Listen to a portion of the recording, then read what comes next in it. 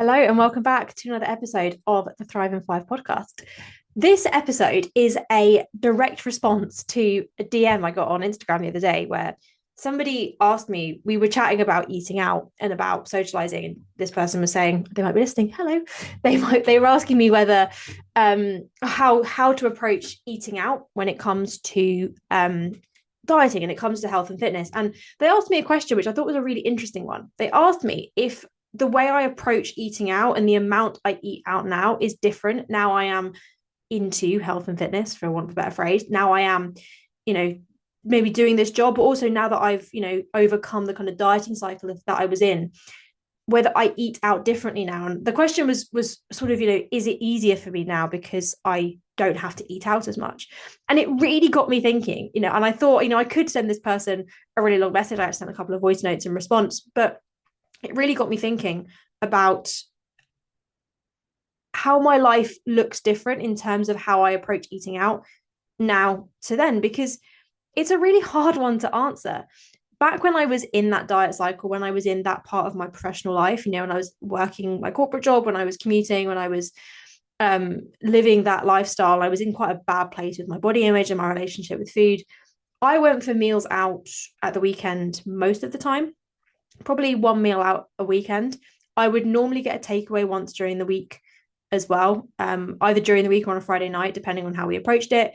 I would often be out for drinks at least once during the week. I tried not to do it more than once because it did tend to tip me over the edge, but I would normally go out for drinks after work at least once.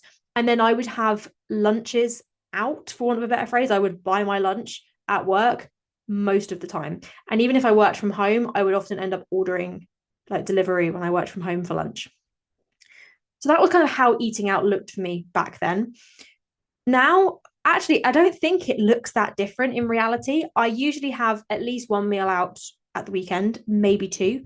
I go out at least once during the week for meals, pretty much every week now. Actually, we Harry and I have an Everyman cinema membership, so we go to cinema every week on a Monday, and we always have dinner there. So I normally have like a pizza or a hot dog or a burger or something like that every Monday, and then we might go out once more during the week. I don't have drinks as much. I don't really drink during the working week now, just because I don't tend to, like, I don't really need to. I don't tend to get takeaways anymore. And if I do, it's more of, instead of going out for a meal, it's not a fallback. And I don't tend to have lunches out. Maybe once a fortnight, I'll have a lunch out if I'm working somewhere out of the house. Obviously, I now work from home, so I tend to eat lunch at home, but I will occasionally, if I go to a coffee shop or something, I'll have lunch out. But what was interesting for me when I was reflecting on this is, even though that I am maybe eating out less in that I'm not getting, prep lunches, I'm not getting takeaways, I'm not going for drinks, I enjoy food so much more now. Because before, when I was eating out, I was doing so out of convenience and habit. It wasn't really adding to my life in any way. I loved my meal out at the weekend. That was always something that I really enjoyed and I would look forward to. We used to go out to like a really nice pizza place, or there was a really great restaurant where we used to live that was like a proper foodie restaurant. So we'd go there, or we'd go for tapas, or, we'd go somewhere and we'd make a real occasion of it. But when I went for drinks in the week after work, I drank for the sake of it. I drank because I felt like I had to, because it was my way of switching off. There's probably a whole other episode in there about my relationship with alcohol. I drank because everyone else was drinking, and I drank because that's what you did when you went to the pub. I would go to the pub and have a glass of wine. That was just what I did. I would order takeaways back then out of laziness, because I'd get home from work and couldn't be bothered to cook, and I'd planned some elaborate recipe that I was never actually going to get around to cooking. My lunches back then were such a waste of money. My Monzo once told me, I've got the screenshot somewhere, I'm sure, but my Monzo once told me that I'd spent 80 quid a week on lunch at Pret alone, which doesn't surprise me because I was probably spending £15 a day. So I probably was close to that if I had a couple of days where I bought someone else's lunch as well. I think my total Pret spend a week was often £100 plus, because I would get breakfast, I'd get coffees, I'd go and get like a Love Bar or something. Like, my approach to food then was very, very different. I love food. I did then, I do now. I'm a massive foodie. I have way too many cookbooks. I love eating out. I love watching food cookery shows. Saturday Kitchen is just one of my favorite things. I love TV chefs. I love food. But when I turned my sort of health and fitness approach around, I think I learned to love it more because I enjoyed it more. Meals out became more of an occasion. I looked forward to them because they were something that were done in balance with eating more nutritiously during the week. Takeaways were delicious. They were, I suppose, a treat. They weren't the norm. They were something that I did because I really wanted it, not because I just couldn't be bothered to cook. A lunch out, I wouldn't necessarily pick Pret. I'd go somewhere I really fancied. If I was having if I did not bring a packed lunch to work with me, which was when I transformed my approach to health and fitness, something I started doing was meal prepping more.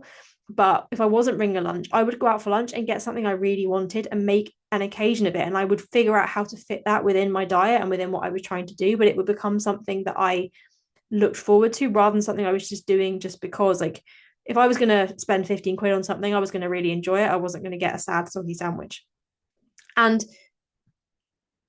that was true in my corporate life. That was how I approach things in my corporate life. Now things do look a little bit different because I'm self-employed. Now I don't go into an office, so I don't have a commute anymore. My approach to food maybe looks a bit different because I'm at home all the time. So I do cook more because it's easier to do so. But when I was in the corporate world, I did, still go for drinks, even when I was in a better place with health and fitness. I just wouldn't drink during the week. I had a rule with myself, which I still stick to, is that I don't drink on a school night. So if I did go out during the week for drinks in the office with the office, I would have a soft drink.